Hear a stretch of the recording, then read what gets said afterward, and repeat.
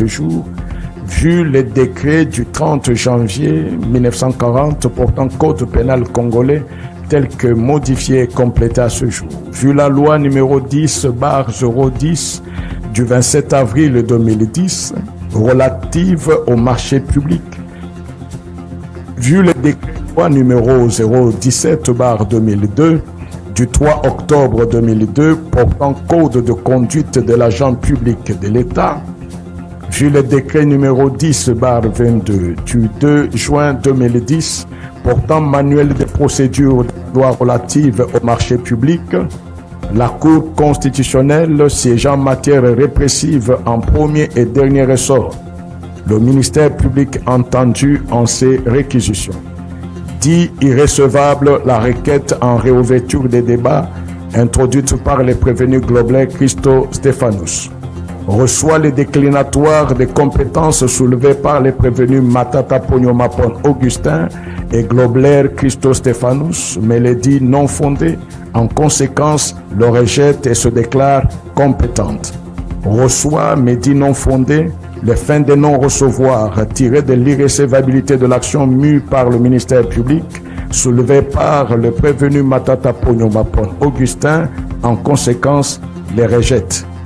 Dit établi en fait comme en droit l'infraction de détournement des deniers publics portant sur la somme de 156 849 413 dollars américains mise à charge des prévenus Matata Pogno-Mapon Augustin et Globler Christo Stéphanous, condamne chacun à 5 ans de travaux forcés.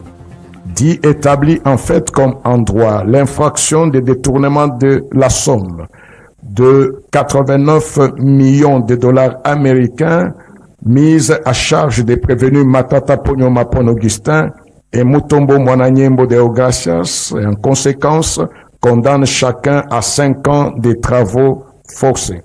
Dit que les deux infractions de détournement des deniers publics commises par les prévenus Matata Pogno-Mapon Augustin sont en concours matériel. Le condamne de ce chef à une peine cumulée de 10 ans de travaux forcés. En outre, prononce les peines complémentaires ci-après. L'interdiction pour 5 ans, après exécution de la peine principale, du droit de vote et du droit d'éligibilité en ce qui concerne les prévenus Matata Pogno-Mapon Augustin et Mutombo Mwananyembo Deogracias.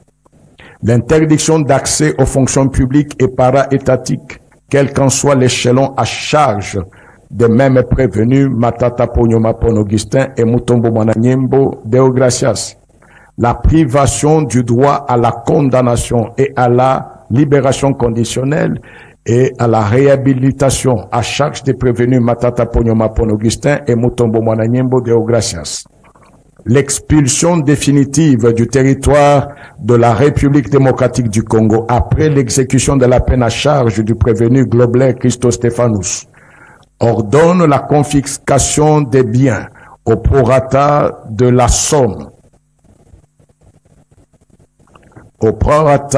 somme détournée de 158 849 413 dollars américains pour les prévenus Matata Pogno-Mapon Augustin et Globler Christo Stéphanous et 89 millions de dollars américains pour les prévenus Matata Pogno-Mapon Augustin et Mutombo Mwananyembo Deogracias.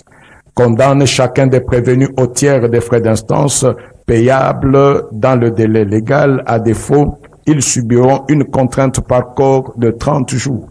Dit que le présent arrêt sera signifié au prévenu, au président de la République, au président de la... On ne saurait dire que les poursuites engagées contre un ancien Premier ministre sont dépourvues de fondement légal. Par ailleurs, pour la Cour, l'immunité a un caractère fonctionnel si bien que, s'agissant du sénateur ou du député national, elle protège non pas la personne, mais le mandat que le peuple lui a conféré. Le constituant a érigé une longue procédure pour sauvegarder le prestige et la continuité de la fonction elle-même et non la personne.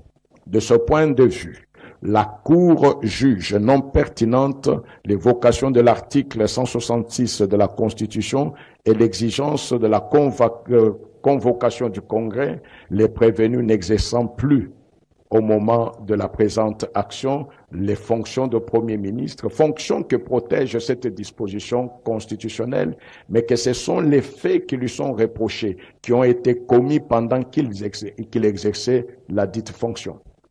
Cependant, à la question de saisine de l'Assemblée nationale, considérant que le prévenu Matata Ponyo Mapon Augustin est devenu député national, la Cour constate que le prévenu a reçu son mandat de député pendant que les poursuites étaient déjà engagées contre lui devant la Cour constitutionnelle.